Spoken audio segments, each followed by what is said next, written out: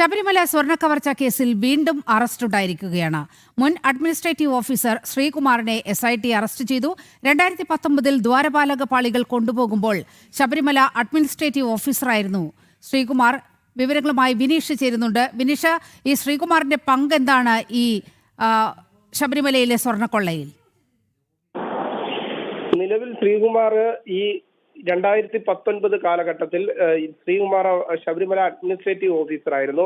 ഈ സാഹചര്യത്തിൽ അവിടെ ഈ സ്വർണ്ണപ്പാളികൾ കടത്തുന്നതുമായി ബന്ധപ്പെട്ടുള്ള കൃത്യമായ വിവരങ്ങൾ ശ്രീകുമാറിനുണ്ടായിരുന്നു. അതേസമയം തന്നെ ശ്രീകുമാർ ചെയ്തത് ഇത് സ്വർണ്ണപ്പാളി എന്നതിന് പകരം ചെമ്പുപാളിയാണെന്ന് രേഖപ്പെടുത്തിയപ്പോഴും ഉദ്യോഗസ്ഥർ എക്സിക്യൂട്ടീവ് ഓഫീസർ രേഖപ്പെടുത്തിയപ്പോഴും ഇതിനെക്കുറിച്ച് കൃത്യമായ ഒരു റിപ്പോർട്ട് നൽകാനോ നോട്ട് നൽകാനോ ദേവസ്വം ബോർഡിന് നൽകാനോ ശ്രീകുമാർ തയ്യാറായിട്ടില്ല. ഇതിൽ ദുരൂഹതയുണ്ട്.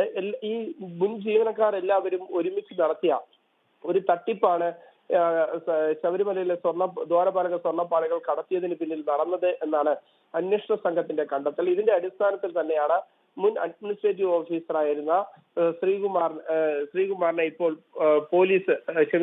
പ്രത്യേക അന്വേഷണ സംഘം അറസ്റ്റ് ചെയ്തിരിക്കുന്നത്. എന്തായിരുന്നാലും കൂടുതൽ പേരെ ചോദ്യം ചെയ്യുന്നതോടുകൂടി ഈ ശ്രീകുമാറിന്റെ കൂടുതൽ പങ്കുകൾ വ്യക്തമാകും. ഒപ്പം തന്നെ ശ്രീകുമാർ നടത്തിയ ഇടപാടുകൾ സംബന്ധിച്ചുള്ള കാര്യങ്ങളും ഇതിൽ നിന്ന് വ്യക്തമാകും എന്ന് തന്നെയാണ് നമുക്ക് അറിയാൻ സാധിക്കുന്നത്. എന്തായിരുന്നാലും അന്വേഷണ സംഘം ഇപ്പോൾ ഊർജിതമായി, ഈ തദ്ദേശ സ്വയംഭരണ തെരഞ്ഞെടുപ്പ് കഴിഞ്ഞതോടുകൂടി അന്വേഷണ സംഘം കുറച്ചുകൂടി ഊർജിതമായി തന്നെ അന്വേഷണം നടത്തുന്നു എന്നതാണ് പ്രധാനപ്പെട്ട കാര്യം. ഒപ്പം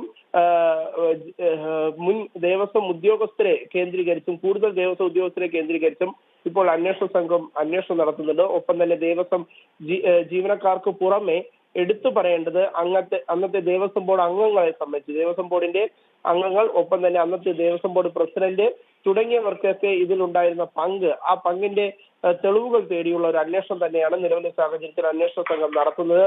നിലവിൽ കൂടുതലും ഉദ്യോഗസ്ഥരുടെ ഭാഗത്ത് നിന്ന് ഇത്തരത്തിലുള്ള വീഴ്ചകൾ ഉണ്ടായിട്ടുണ്ട്. ഈ സ്വർണ്ണപ്പാളികൾ കടത്തുന്നതിന് ഉദ്യോഗസ്ഥരും ഭരണകൂടവും ഒരുമിച്ച് ഒരു ഗൂഢാലോചന നടത്തി എന്ന സംബന്ധിച്ചുള്ള ഒരു വിലയിരുത്തൽ തന്നെയാണ് അന്വേഷണ സംഘം ഇപ്പോൾ എത്തി നിൽക്കുന്നത്.